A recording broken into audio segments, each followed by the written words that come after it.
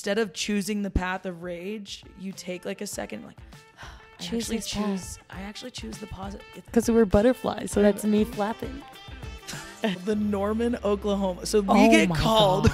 I can die so happy on this hill right now. Like, what makes me an extremely elite and strong hitter mentally makes me a weak pitcher. I'm like, okay, let me be really, really real with you. Let God move my body. Yeah. That's what I tell myself. Whip South is fucking... Sorry, it's like little T-Rex. Hashtag gross softball. Hashtag gross softball.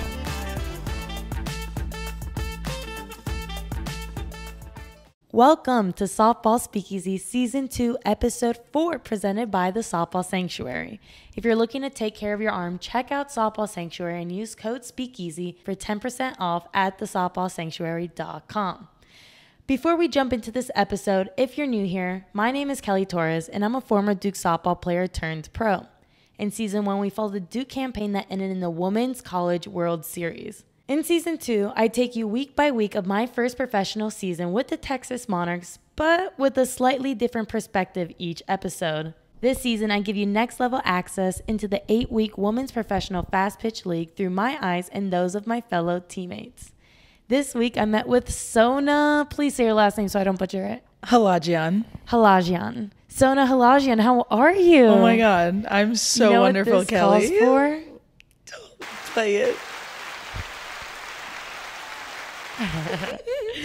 Well, before we get into your collegiate career and your whole experience, I kind of want to recap week 4 of the season. Okay. So we played the Adelitas. From your perspective, how did it go? This weekend, I feel like was kind of a growing experience for us. I think we got exposed in different areas, found things that we needed to work on, cuts and playing catch. Yeah. Play and throw, play and catch. Yeah. This was also the first time we've played a team twice. Yeah. And I think we've learned from that. So we're going to play the Coastal Wave coming up soon. Mm-hmm. And this is now going to be the second time we see them as well. Yeah. Well, it'll be my first. It was it was almost my first time playing the Adelitas because I went home, but it'll be my first time playing the Coastal. Well, they did their homework because the Adelitas, the first weekend we played them, we swept them. I mean, we beat all 4 games, and this go around, they took 2 out of the 4. So we split the series. And even when we swept them, like the outs were still really hard outs. Like they were making really hard contact even when they were getting out. But we just like put the pieces together. But this past weekend, all those hard contacts were finding a gap or finding the fence. Exactly. And that's the game. Yeah, it happens. Their bats were hot. Yeah, those were hot bats. Yeah. Oh my gosh. And so the standings came out. Smoke is 1 with 14 wins. The Monarchs, woo. Hey, they have 1 loss. That's us. We took that loss. Coming in second is the Monarchs with 8 wins. 8. And then the Tidal Wave and Adelitas are tied with 4 wins. Mm-hmm. So let's see how this weekend goes. This is now the halfway point of the season, and we can only get better from here. True. All we can do is our best. Yeah, all we can do is our best. So moving into your experience in pro ball, it's now 4 weeks. Yeah. How has it been being 4-week professional? Pro ball is so fun. Yeah. I think it's so fun because it's way different than college. Uh-huh. Like college was so stressful, so much pressure. I mean, it was really fulfilling at the same time. Like it's really hard, but it is fulfilling.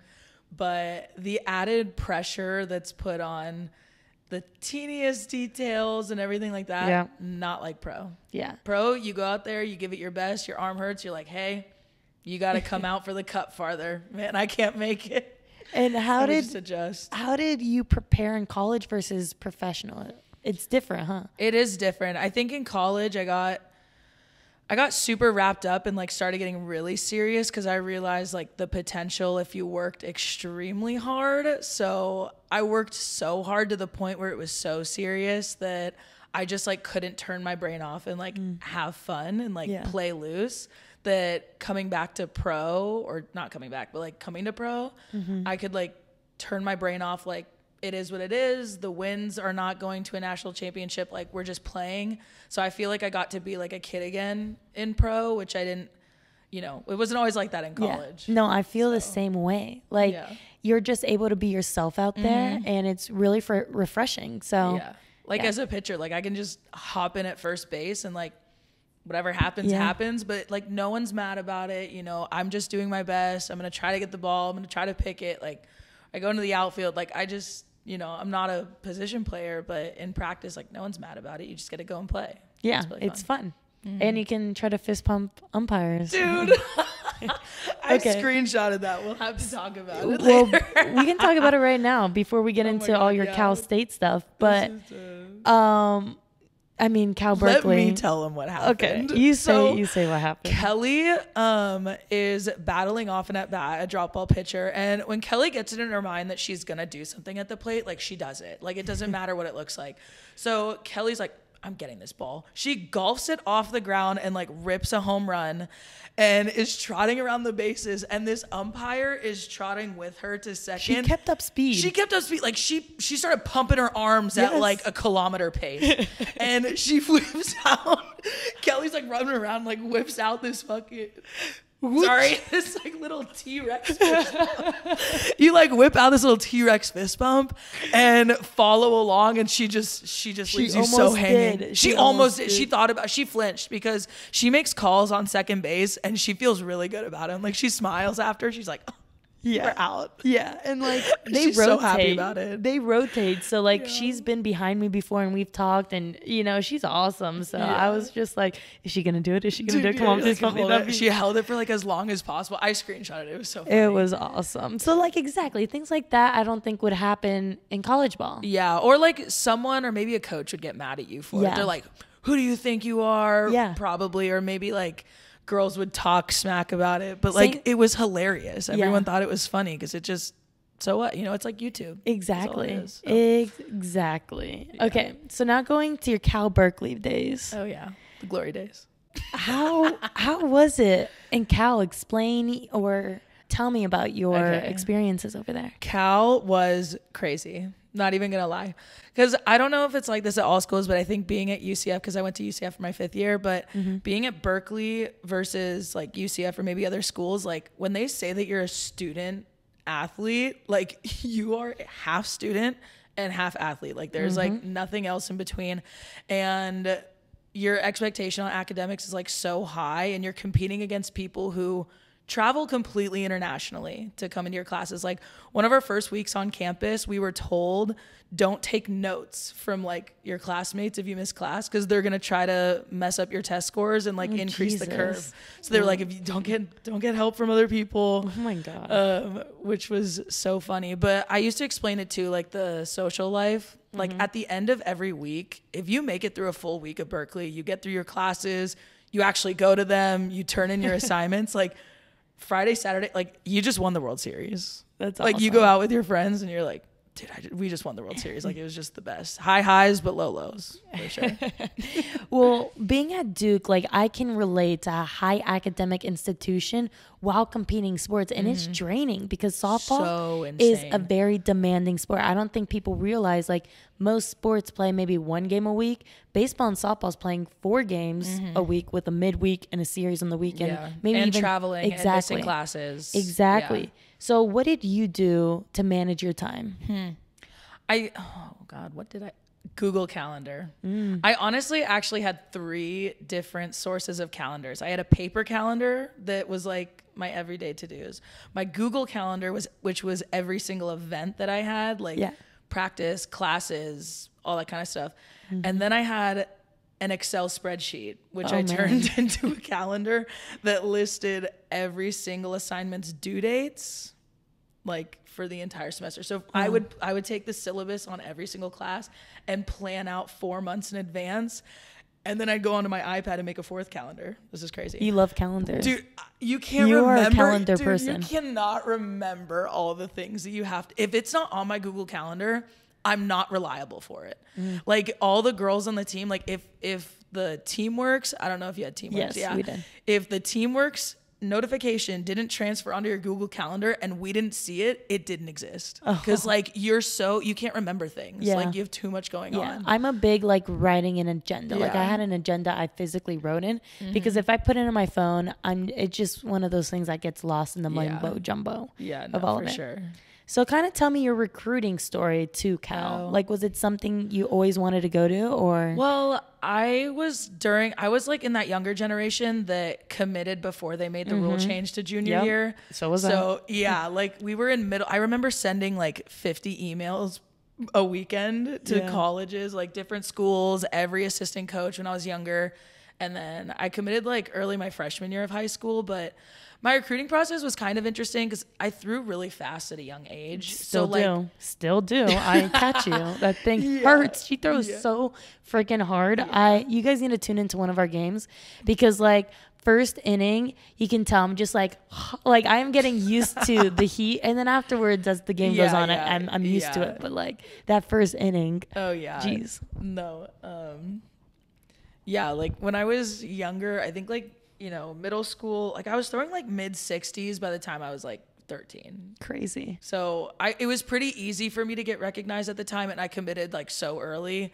And I was committed because my travel ball coach, she went to Cal. So I think she really like encouraged us to go there. And at the time, I think like afterwards, I was like a little resentful because I was like, I was so young and I didn't know any better. But after graduating from there, like I know it was like the best decision I ever made because like you said, like the institution just brings you so much more. God. Like I thought that the diploma was going to be like the prize. No, the person it makes it's not. The diploma is a cherry on top. That's not the best part about going to that school. It's your personality and identity that you like gained.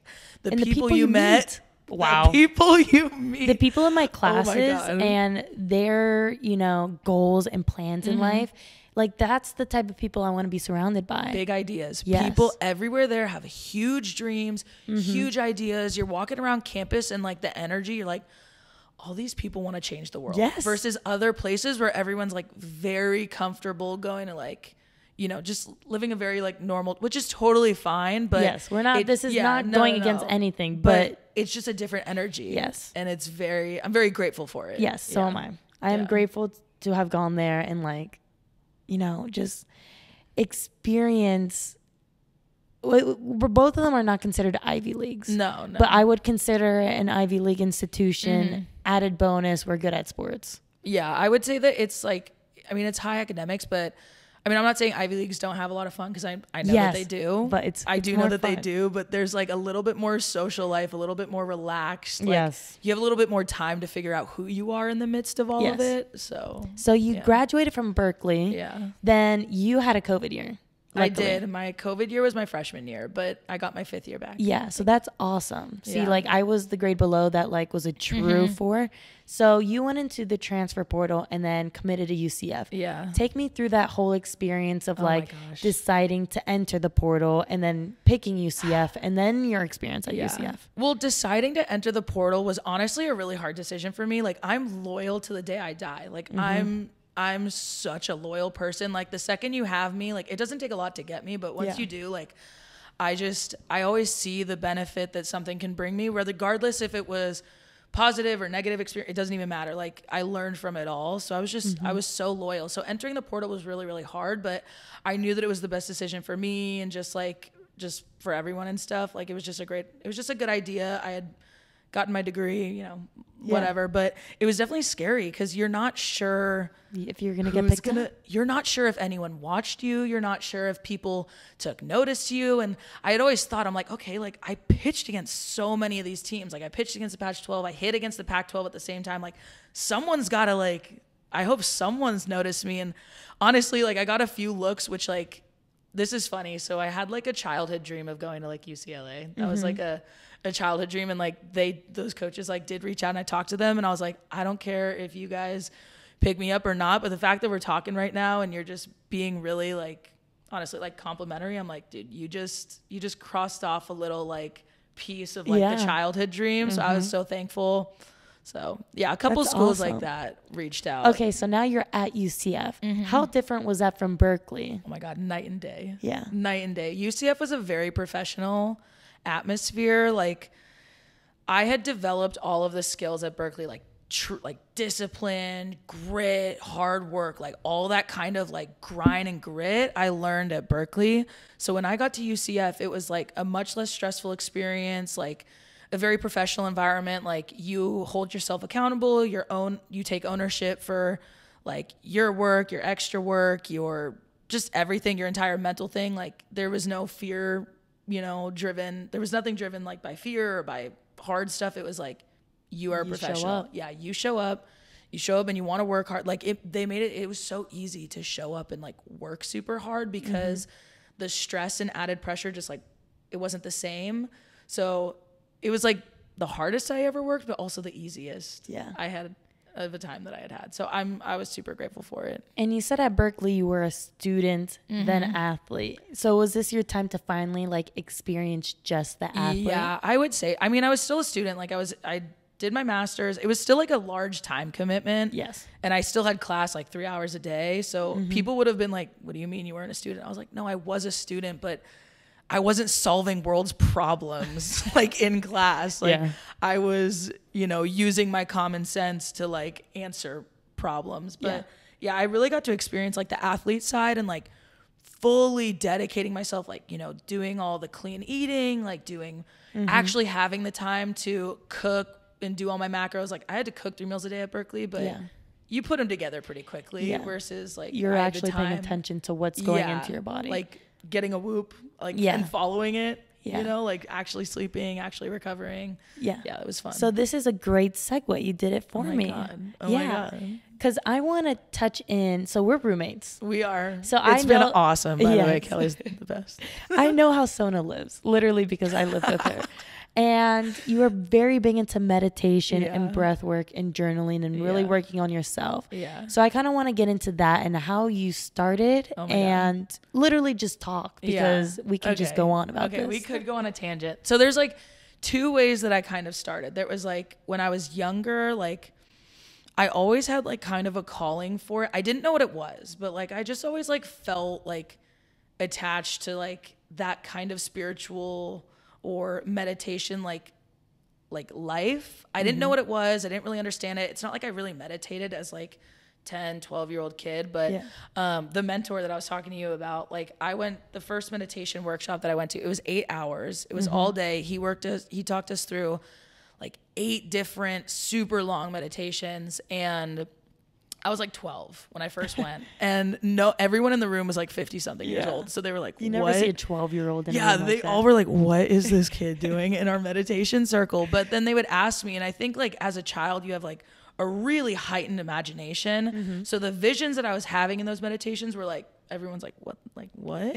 Not that it was crazy, but I think when you're older, you're less attached to your... It's the creativity of a child. 100%. So I always knew I was attached to it and then wanted to find my way back. But during COVID, when we all, I think, got really depressed. And I was just not in a good place. Our team, like...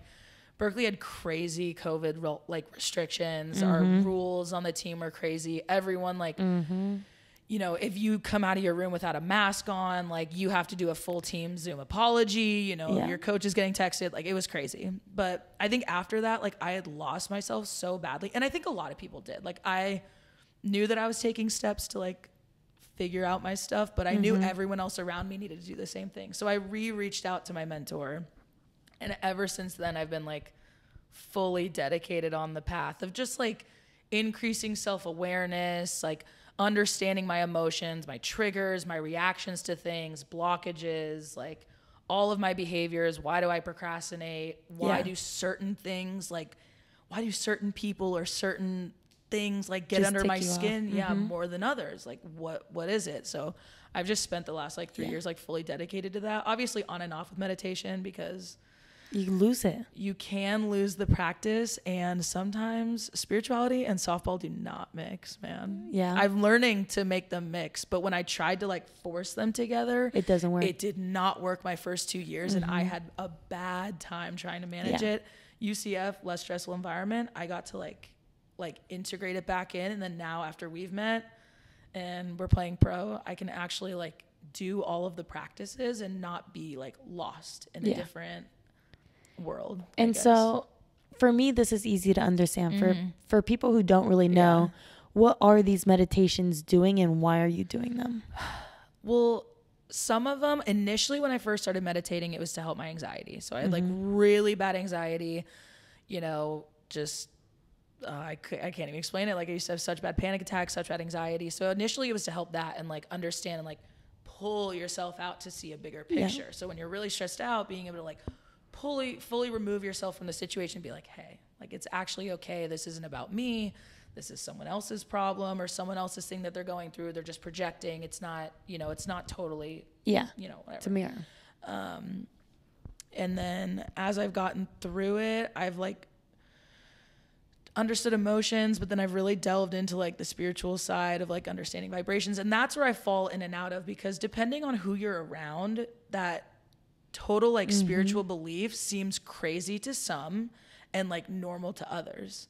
So depending on who you're around, you can kind of get pulled in and out if you're really distracted. And like being a college athlete, like you're really distracted. You have school, you have social life, you have so much going on. Being a kid in your 20s, like right, you just have so much going on. So I mean, now that we're getting back into it, it's really like, understanding.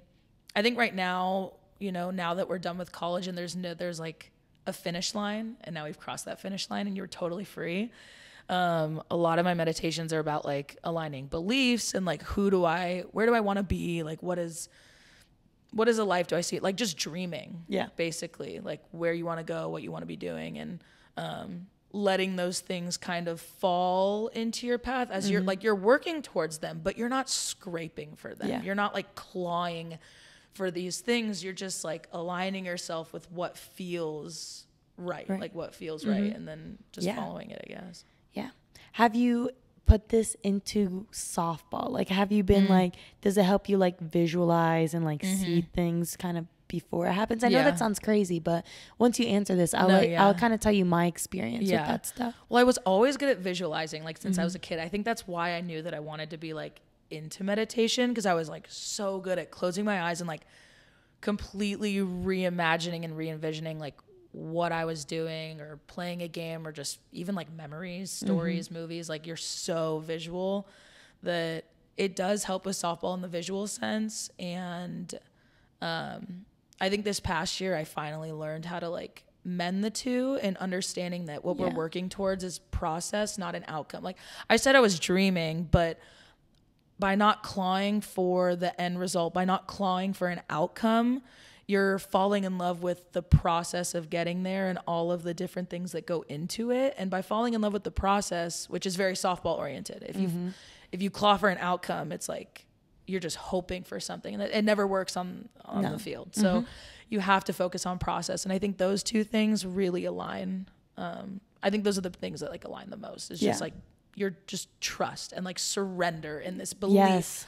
Like you can, if you go up to bat or onto the field thinking logically about something or thinking about statistics, it's a game of failure. Like you're not going to get it. You're never going to get it. So you have to go in with just belief. What you just said there is like exactly what I felt this past year, is surrendered. Like literally give yourself to it. Just let it happen. Yeah. So my experience with meditation, and this is so cool because I've never talked about this on the podcast, but I do think it's a big part. And so since you're vulnerable, I'll be vulnerable, was diagnosed with depression my sophomore year of college. And like you said, literally like in a relationship that wasn't healthy for me, school piling on top, and I'm in my sophomore year, so like, and I'm doing neuroscience at the time, so I'm like all these classes, and then softball was kicking my butt. All the things that can go wrong went wrong in my world, and I didn't like the SSRIs, the antidepressants. They did not work for me, dude. It was bad. It doesn't work. Oh my god. And so I found meditation. I found yoga. I found like visualizing and like sending energy into yourself and love into yourself, and I learned how to do that. And that's how I first found meditation. And then I went through this whole track of like, holy crap, I can like visualize and like I can put this to softball. And so I think it was my sophomore year, I started visualizing the ball and my bat as this like orange light that I see when I close my eyes. It's this specific orange, and I can't see it when I'm not like meditating. Like I only see that color in my meditation. That's awesome. Yeah. And so I would imagine the ball and my bat as those colors. And then I'd be like, these colors are so magnetic that they need to touch. that absolutely need to touch. And like they're pulling to each other, they're attracting. And so I mean, I don't want to like. No, in a different way, I totally get that. Yeah. It's the same, like it wasn't with a light, but the lights that you're describing in the attraction is the same feeling that I like pre-imagine when I go, like when I do like my prep for softball, which is like the feeling of your, like for me, it was just the barrel coming out front and the ball just smacking like at the front of like your kind of like contact point. Yeah. But that like. That touch. Yes. Yes. Yeah. That's what I imagine too. So when I go up to bat, and you need to watch our game so you can see all of this happen in action. She hits a lot. No, I don't. But when I make contact, like when I have a missed swing and a ball foul, like I foul tip a ball, I don't move out of the position right away. Like I take that same cut and I'm like, what slight little movement am I gonna have to do in my body to make sure I hit that ball well? Yeah, you like make the adjustment and then like flush it so that you can go to the next one. And visualize it though. I swear, before I hit home runs, I see myself hitting a home run and I see the ball land. Like I'm literally seeing the ball landing outside of the field. Then I go up to bat. Like it already happened before I go up to bat. Oh, that's really nice. And I know. And sometimes like before I swing, like the one at Tidal Wave, I knew I was hitting a home run. Like I knew. I don't know how to explain it. I knew. I used to be like that where I knew, and then I got so like outcome hungry where I wanted it so bad. But that it's different though. Wanting it and visualizing it are two totally different things. Because I'm surrendering to it. Like I'm not like, I need this right like so bad. I'm just like, it's going to happen if I just let go. Like I'm literally like, let God move my body. Yeah. That's what I tell myself. Let God move me. Mm-hmm. Like he gives us, we worked so dang hard to go up there and to contemplate everything that can go wrong. Like go up there and just trust that your body and what you've already honed in on for 20 dang years of your life to just do it naturally. Well, because it's all you have. At the end of the day, when you get into that box, like it's all that you have is your trust. Like that's it.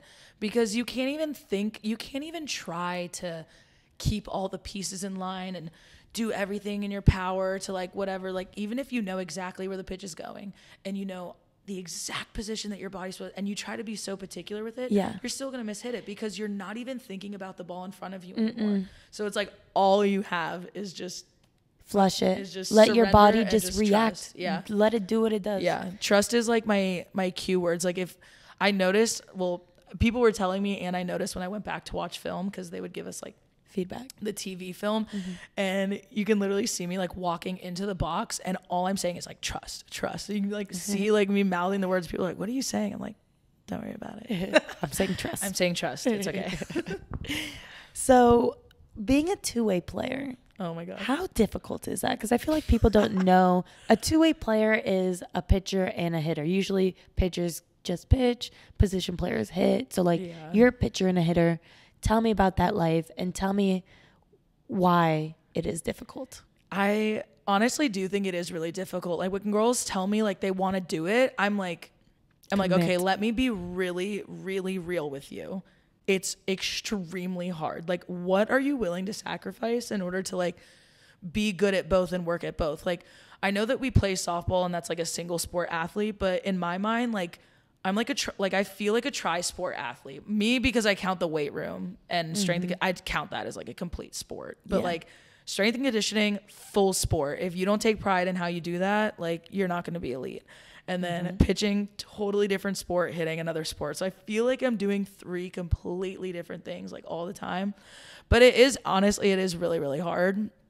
Mainly like, obviously the body movements are like one thing. The physical stuff is one thing. Like that takes a lot of repetition and like we get that. The hard part about it, at least for me, is the mental side, because what makes me an extremely elite and strong hitter mentally makes me a weak pitcher. Oh my gosh, I would never imagine. Flip-flop. Yeah. Wait, so tell me a little, like why? As a hitter, I think I take the most pride in like my hitting because I've had like a lot of success hitting in college.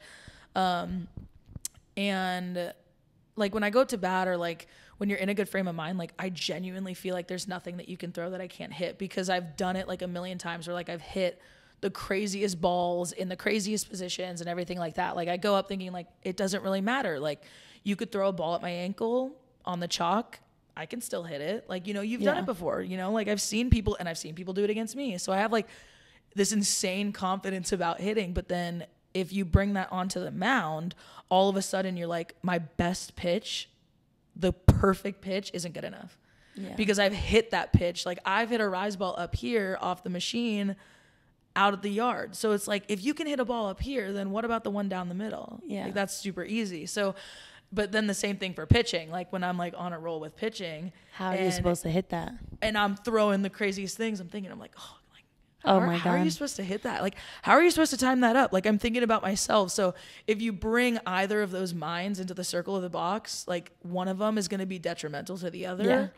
I never realized this. You just have to be really good at flipping it back and forth, which just takes like a lot of in-game practice. Mm-hmm. Like you have to like I think that a lot of hitting pitchers sometimes struggle like earlier in the season because they're trying to figure it out, and then they like get better as the year goes on because they have practice like flipping it. Obviously it's like, okay, you've been doing it for years, so it should be easy, but season is like, it's new every time. I don't care how many times you've done it. Like the beginning of season is always different than the end of season. Because the game is literally like, it's a roller coaster. It cannot, softball is so, I mean, I have such a special place in my heart for softball, and I think I'm now really appreciating it in our old age. Yeah. But like, it's a sport that you have to love it so much that you're okay with losing.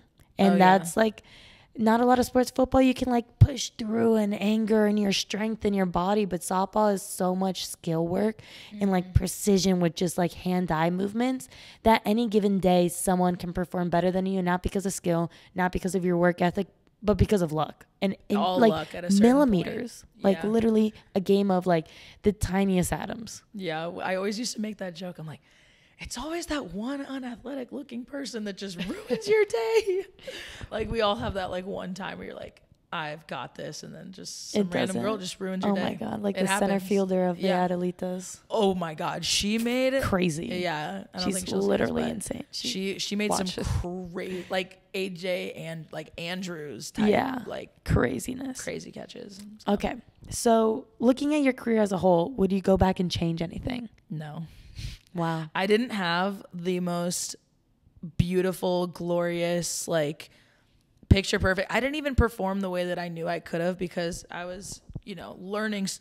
You're becoming you. You're literally, college is a time in life where you're still developing. So like I didn't have the crazy, like, you know, all-American, like total all-American seasons that I know I could have had because I had the skill. I always had all the tools. I just never put it all together again because I said I had gotten so serious that I was trying so hard because I knew that I was capable that I just kind of like, that ended up being like, you know, my kryptonite in some cases, but I would never change it because softball is like it's not the only thing, but I love sport and I love softball specifically because it's the only place where you can try and fail at something 1,000,000 times without any like true consequences. Like you can like learning how to be a leader, like learning how to be a good teammate. Like I don't like those things aside from just like the skill itself, like going through those mistakes and trials and stuff like that, I think are just so much more important than just like getting a ring. Like the ring is awesome, do not get me wrong, but I think that all of the struggles that I went through for me have been more valuable than that. Yeah. So since we're recalling your glory days, let's take a trip down memory lane. I'll put a jingle. Let's put a jingle. Oh, I have a special jingle, but I'll do this jingle. I love it. So your most memorable game that you've ever played in? Favorite game? I do think that my favorite game, I had a lot of like memorable games, I would say.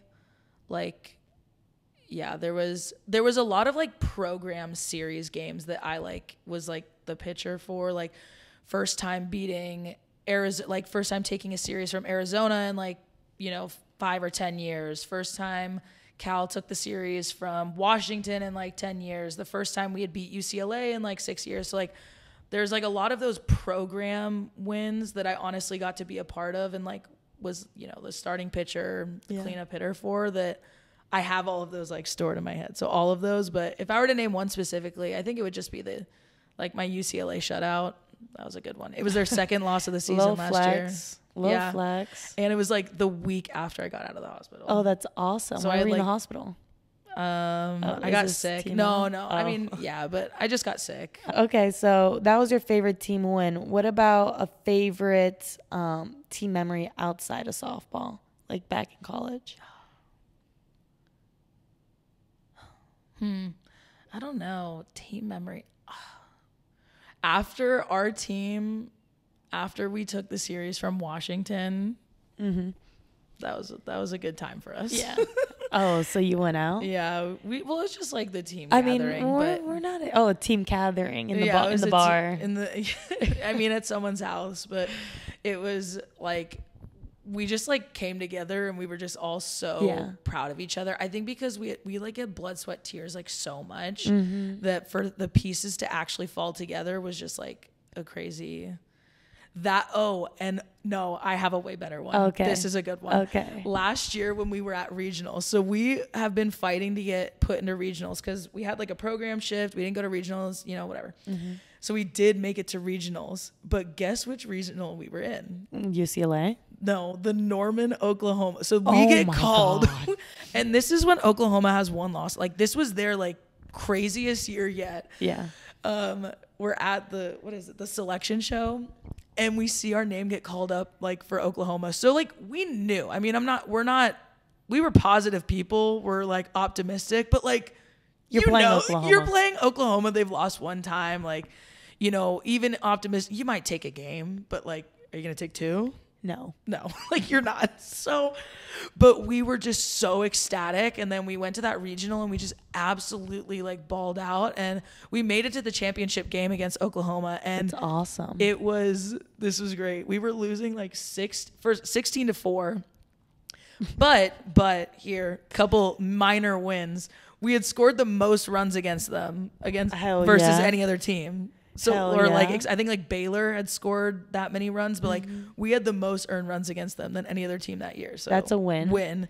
But it's like we know we're losing. We're down by 16 runs and our dugout is going insane. Like we are all having like the time of our life. Like we're going to go out high. We have all of our pride.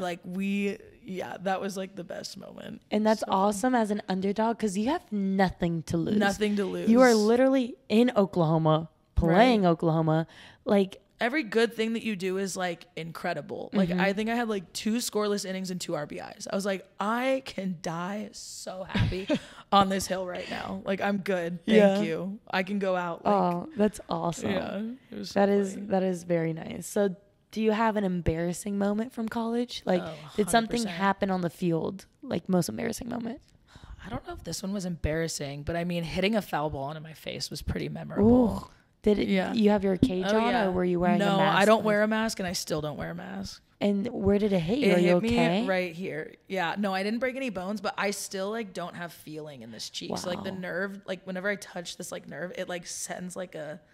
And did you go to the hospital? Shot. No, I finished my at-bat. Oh my gosh. Yeah, it was at Oregon. I was really hot that weekend. I was like 1 home run per game, and I had taken like the same pitch like yard like the at bat before, so I was trying to do it again and like tie the game, and yeah, that is so scary. I'm knocking on wood because I still don't wear a mask though. Like they tried to get me to wear one, but I argue that like I can't see.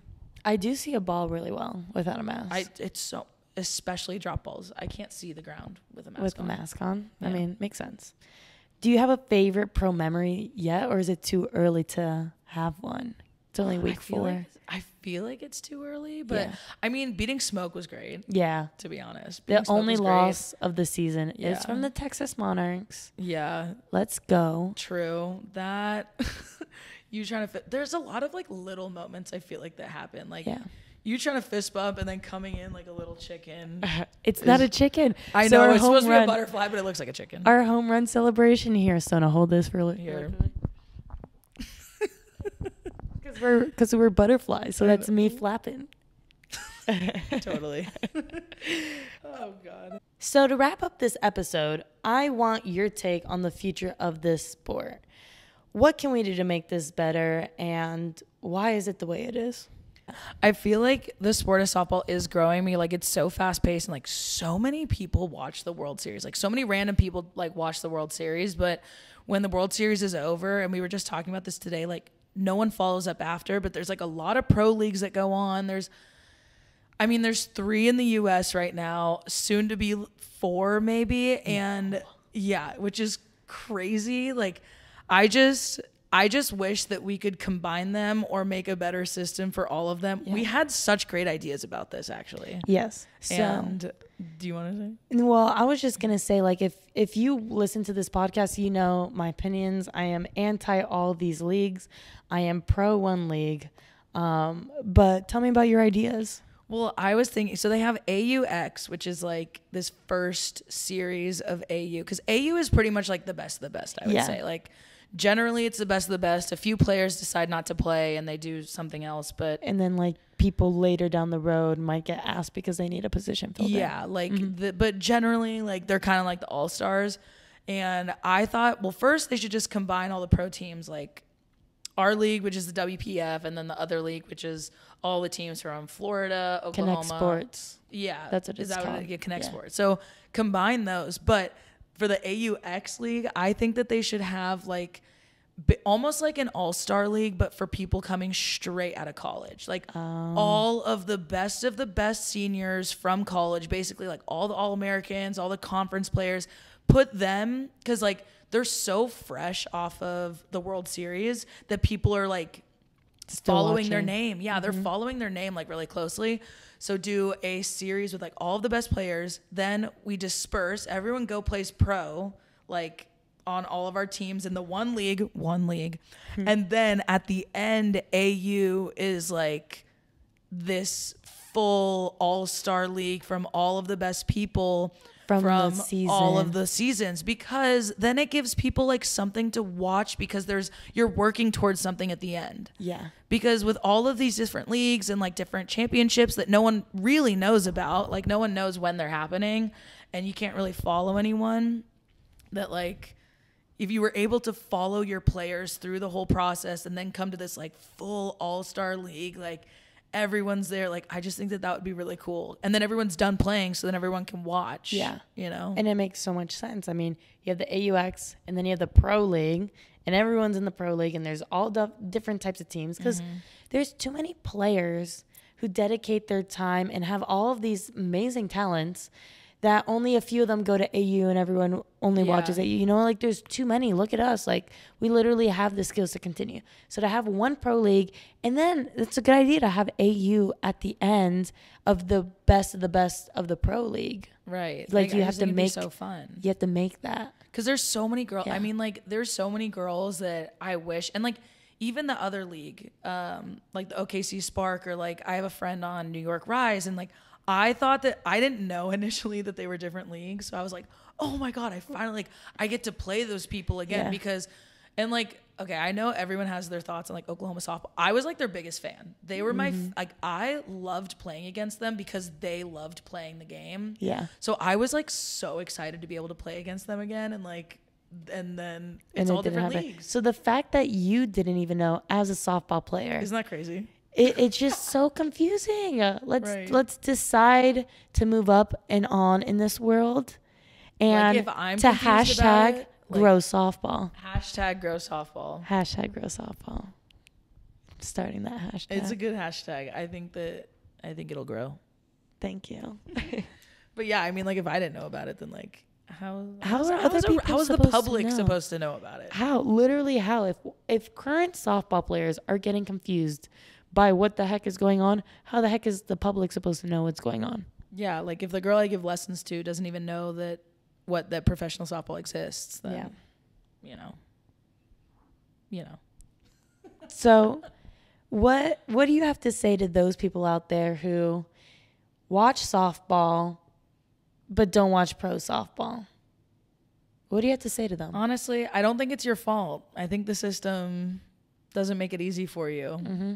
You know, but I would just say to tune in.